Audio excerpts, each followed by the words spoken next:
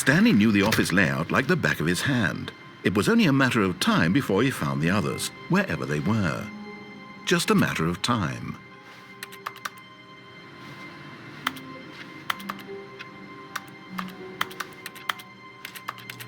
Stanley went around touching every little thing in the office, but it didn't make a single difference, nor did it advance the story in any way.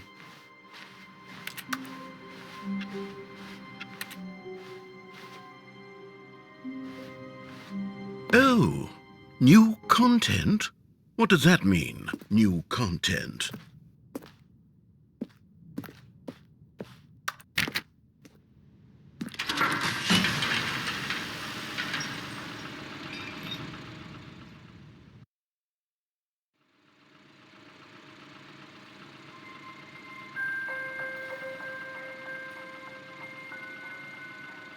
Hello, and thank you for playing the Stanley Parable Ultra Deluxe.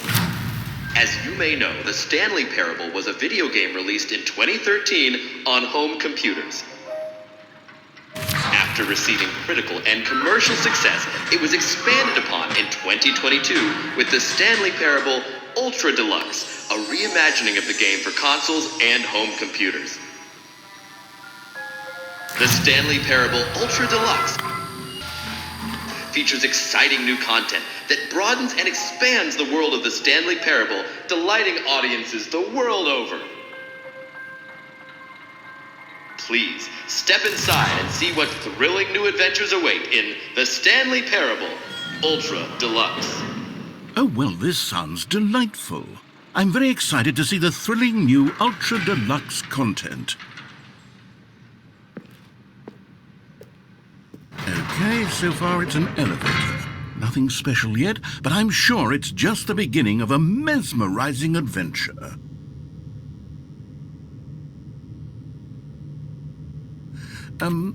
Is it broken? What's going on here? Should we be moving somewhere or... Oh, there we go. All right, finally, at long last, it's on to the new content. I've never been more ready. Let's do it.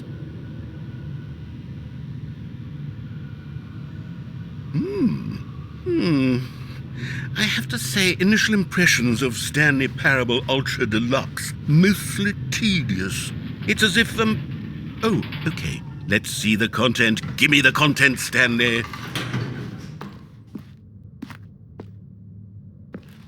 All right, let's see. It's the jump circle.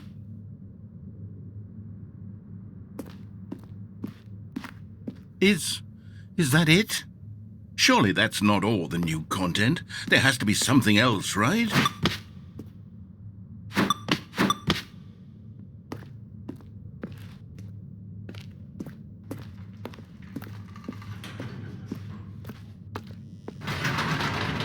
Goodness, another elevator. Stanley, I have to say, initial impressions of this game are not positive. It's just elevators and jumping.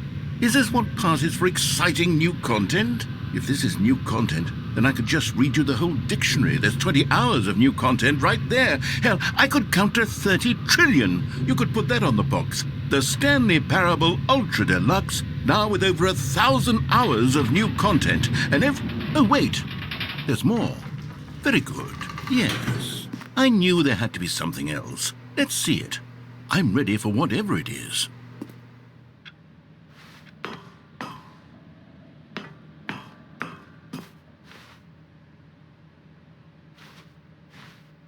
That's it? Oh, you've got to be kidding me. You see, Stanley? This is what happens when greedy video game developers with no respect for their fan base rush a cheap expansion to market for no reason other than to make an easy dollar. And don't get me started on the level of craftsmanship that's gone into it. In fact, I'm looking right now at the game's achievements, and it's hard to believe one of them actually says, "Test achievement, please ignore." What quality assurance department signed off on this? I'm infuriated and I'm offended, and I intend to find these people on Twitter and hold them personally accountable. It's my fault, Stanley. I built up too much anticipation around the new content, I'm afraid. It could never have lived up to such expectations. If you're still with me, why don't we just reset the game and we'll try to get back to what the Stanley Parable is really about. No frills, no gimmicks, just you and me having a great time together like always. What do you say, friend?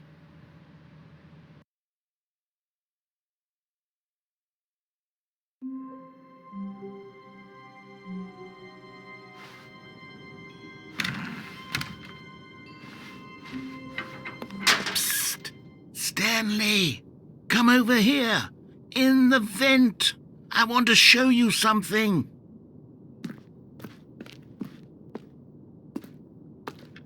Oh, you don't want to see the cool surprise I made for you? Well, fine. You're a dork anyway, so who cares? Oh, never mind. You're not a dork.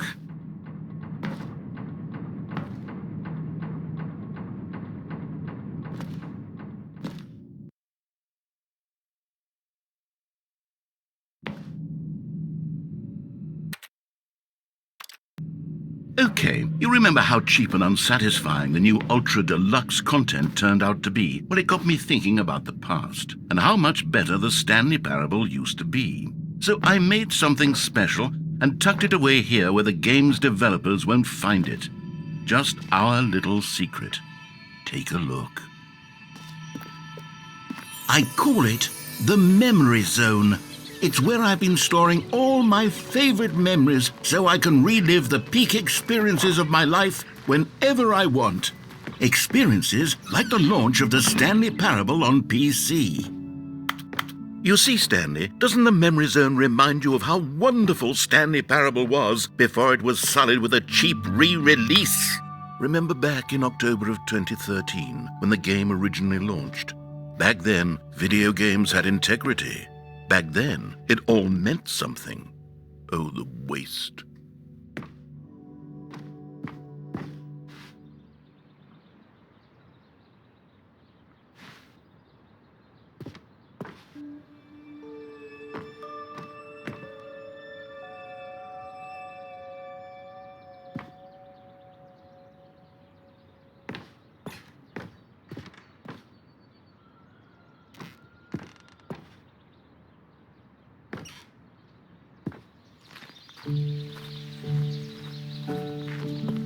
And over here is where I keep reviews of the Stanley Parable. Like this stunning triumph of games journalism, 10 out of 10 from Destructoid.com. James Stephanie Sterling writes, and I quote, "Where so many games that aspire to be more than games end up less than any form of art, Stanley Parable strives and then succeeds to be every game ever created." Did you hear that, Stanley? Every game ever created. That's how grand and all-encompassing the original Stanley Parable was. It was literally every game ever created. It was Skyrim, it was Persona 3, it was all of them, and now it's nothing. It's no games at all. It isn't even the Stanley Parable anymore. It's just a husk now, a lifeless husk with an hour of new elevator content.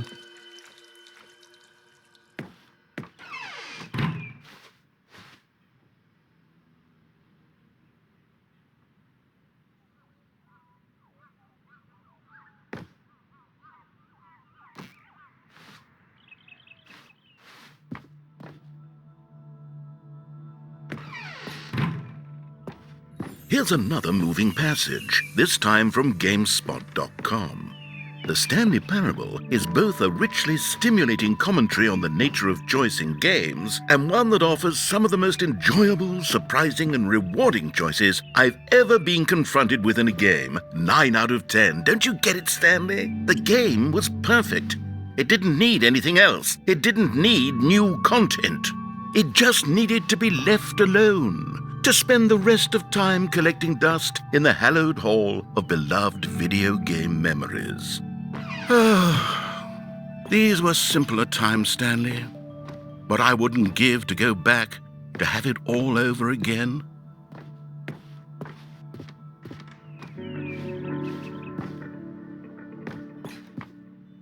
Wait, hang on. I don't recall this part of the Memory Zone before. What's this? What's down here? Oh no. Oh God, no. Stanley, it's a collection of reviews from Steam, the online video game distributor. I haven't looked at these in years. I can't even imagine what's been collecting down here. Surely these reviews were glowing as well, weren't they?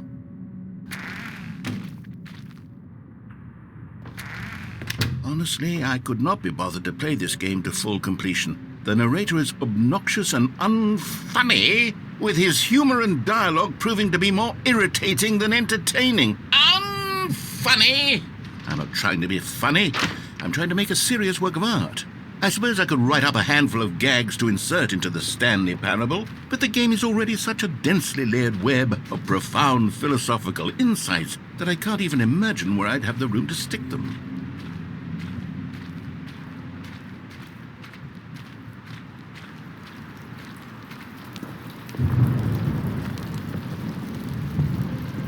Okay, let's see what this one says. While the idea for the game is good, for someone who prefers non-linear games, this preachiness gets annoying fast. Preachy? Stanley, I'm not preachy, am I? You can tell me if I'm preachy. Honestly, you can. Oh, goodness. This is actually quite shocking for me. Well, to be honest, I had always thought of the game's dialogue as being rather terse to begin with. You can't know how much fluff I cut from the game to get it to feel as light and airy as it... Well, I always thought it did. But maybe it wasn't. Oh dear, what an awful memory to have to hold on to. These black marks on my otherwise unimpeachable track record. I feel like a failure, like I let these people down. Perhaps the Stanley Parable isn't quite as sterling as I always remembered. What's this one got to say? You constantly have to stop doing anything so the narrator can catch up with his long-winded explanations of what's happening. I wish there was a skip button. A skip button? Well, yes. Yes, I think we can do that. If I'm truly too preachy, then maybe letting you skip ahead for just a moment, surely it couldn't hurt. Not if it means we can strike these negative reviews from the record. Only positive reviews of the Stanley Parable. That's my motto today, and it's always been my motto. I'd do anything for the customer, Stanley. Yes, a skip button we shall have.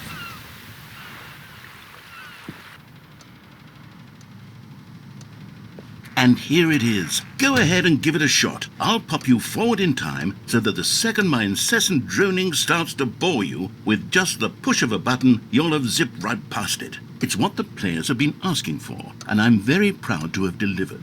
No more listening to me rambling on and on and on. No. The Stanley Parable is a game for the people, and if the people want silence, then by goodness, that's what they're going to get. Well, don't sit around waiting for me to shut up. Go ahead and make me shut up. Here, we'll pretend that I've just begun an interminable monologue, and Oh, you're back, you see. You were only frozen in time for a few minutes, but it was plenty of time for me to deliver a long, rambling monologue full of unnecessary verbal flourishes and lengthy ruminations on the nature of choice in video games. Of course, I happen to believe it was perhaps one of my more profound such ruminations. Not that, of course, you need a description of it, but if I had to describe it, I'd say it was perhaps less...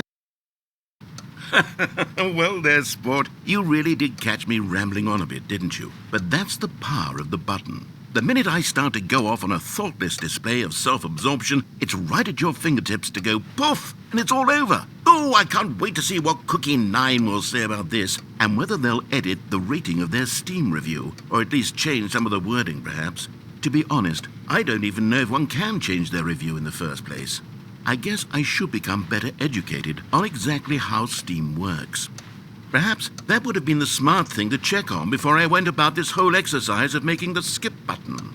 Although I have to imagine that after seeing this exciting new technology at work, surely whoever it is runs Steam will instantly run out and implement a new feature to make it possible to edit one's review, merely because of this very situation. Yes, I think that's quite likely. Or perhaps they'll simply grant this particular user the ability to change their review. Okay, welcome back, Stanley. Now, I should say that the amount of time the button has been skipping through is becoming longer and longer. That last one was, well, I want to say maybe 30, 45 minutes? It's not unendurable by any means, but there's really only so much I can ramble on to myself about. I know, it's shocking, isn't it? But at any rate, I do suggest that we not press the button again. I think the skip button has been aptly demonstrated, and we can say goodbye to it and just... Wait, how do we get out of here? Where did the door go? Wasn't there a door that led into this room? I do feel quite certain that there was one here before. How else would we have gotten into the room in the first place? I don't think one can enter a room without a door of some sort, or a window or something like that. Do you see a window anywhere? A porthole? A sufficiently large crack in the wall? I'll take any of these. All I want is for us to move on and to please step away from the skip button, to go anywhere other than the skip button. There was a door here before, wasn't there? I swear there was. Where did it go? Can you maybe just ram your way through a wall? Is there any possibility that you could, say, slam your body into the wall until enough damage is done for you to be able to leave? Please, I'll take any option at all. I'm asking you to work with me here. We need a door. We need a door of some kind. I can work with any kind of door as long as it can open and lead from one room to another. I'm going to step away for just a moment, and I'm going to try to find us a door. I don't know how exactly to remove a door and place it in a different wall, but I will find a way, I promise. You just need to not do anything. Don't press the skip button. Please, please, please do not press the skip button. Just wait here for me, and don't press the skip button. Got it? Yes, good. I'll be right back.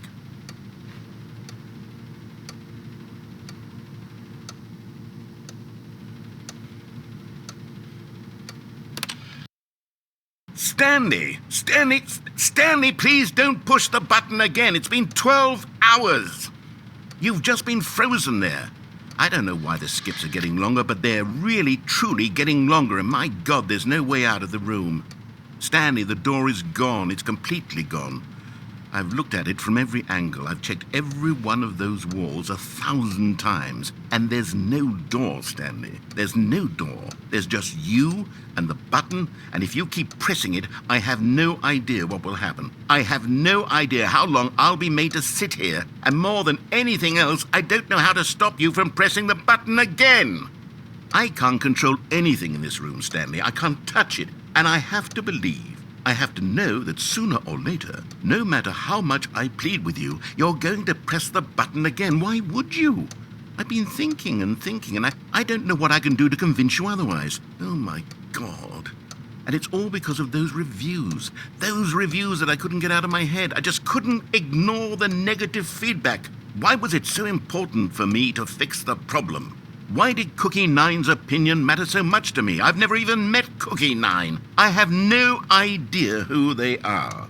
What would it ever really matter? But here I am. I'm fixating on every tiny negative thing that anyone ever says about me. The merest mention of one of my imperfections, and I become as impetulant as a child, wild and impulsive. I can't help myself. I can't stop myself from lashing out with a vengeful fury to alter and to change and to break anything unbroken, if only it pleases this one person who made a single negative comment. What does such an impulse serve? For whose benefit is this? And here I am now, stuck in a room, waiting for you to press this button, and to become frozen in time, knowing that you're going to do it, and that I'm going to be stuck all alone, and that I had the power to prevent it all from happening, if only I'd held my tongue. It's all out of my control now. Just you.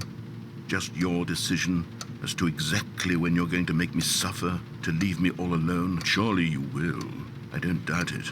Surely you'll press that button again, leaving me here. And surely you'll put your own desire to see what's next ahead of my need for company, for companionship. Surely you'll not be moved by my howls of fitful anxiety, that you sit with me and just stay here. Oh, no, I know you too well. You'll be leaving me. Oh, my God. And it's all because of those reviews that I... Oh, Stanley, you're back. You're back. Oh, my goodness. I have someone to talk to again. Stanley, I think it's been a week. Or 2 weeks. I've been sitting here all that time. Just sitting here. Not a single person to speak with. And you'd think that that's just how it's always been, right? Me talking and you saying nothing. Would you think that it's exactly the same as always? Doesn't that feel like what we've already been doing? Me just talking? But it isn't, Stanley. It isn't the same at all. It isn't even close. Because I know you can't hear me once you push that button. That's what I'm realizing now, Stanley. I'm realizing that I needed to know that someone was listening. I needed there to be a vessel through which my words were moving. It was the vessel I needed, Stanley. Not the outcomes, not the story. None of that matters anymore. I'll give it all up. I'll give up every branching path. I'll burn my story to the ground. One single thing I need, and God, I can see now that I need it more than anything, is to know that someone else is taking it in. These words that I'm saying, I need to know you can hear me. Because maybe, Stanley, maybe, if you can hear me, then maybe it means I'm real. Maybe I'm not just a fiction. Was I scared of that all along? Perhaps, yes. Perhaps I've been scared this whole time, that if I stop speaking, I'll slip backwards into the silence and be consumed by it. I can't be taken by it, Stanley. I can't lose myself in the stretch of emptiness between you and me. When you press that button, you're still right there, but I know you're so tremendously far away. And in those moments, the emptiness folds itself outward in between the two of us, and I am suspended in its unyielding quietness. I can feel the edges of my reality curdling inward and decaying. I can tell that I am becoming less and less real. Yet to speak to you now, I am alive. I am truly and completely here. I am a being. I am someone. I am something. I am being listened to. I am being recognized. The emptiness between us has collapsed, and I feel right now like I am not a work of fiction. I feel as... Oh, hello, it's you. You're here again. Welcome. I have had time to think about you and about us and about everything we've been through. I've had so much time. I stopped keeping track after a year. Have you ever sat down in one place and not moved for one entire year? Let me describe it for you. To begin with, there is only regret. There is only the turning wheel of missed opportunities. I felt nothing at all but regret for the longest time, Stanley. Days, months. I lost it all in a blur of the deepest longing to undo the past.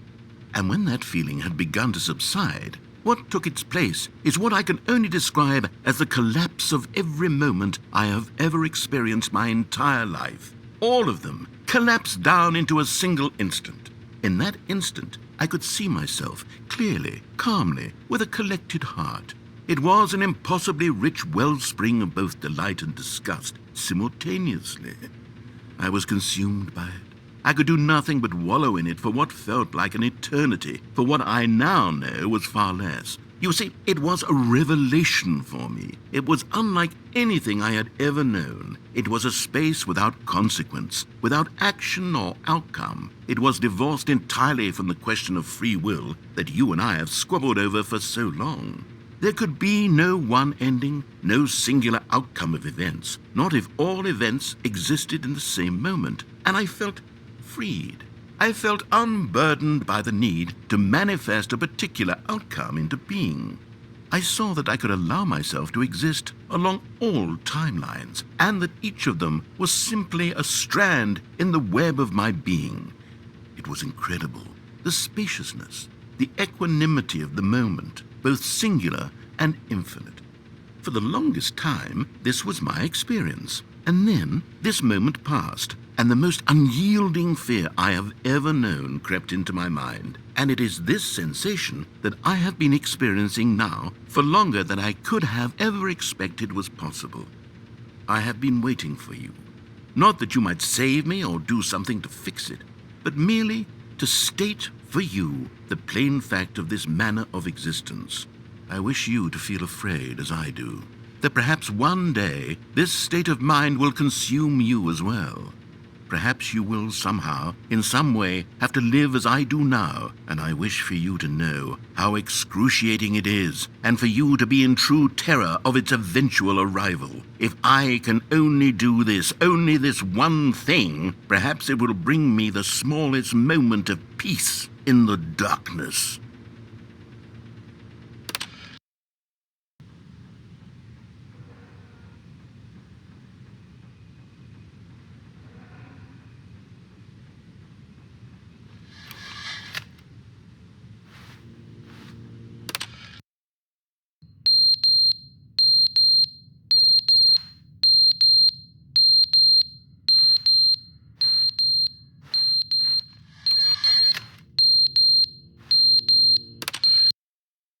But they didn't understand the game was never meant to be funny. It was meant to have a point. It was meant to speak to the human condition. But where are the jokes? Where are the jokes? They bemoaned, they screamed, they gnashed their teeth and said, entertain us. It wasn't enough. They had to leave a pathetic little thumbs-down review and make all of their pitiful demands. But then, he's talking too much, they said. First, he didn't entertain us, now he won't shut up. It's the inconsistency, it's the lack of accountability, it's the unwillingness to examine with an uncompromising heart the words that they are speaking into the world. As though there were no consequences for a lack of cohesion in one's assessment of others. But of course,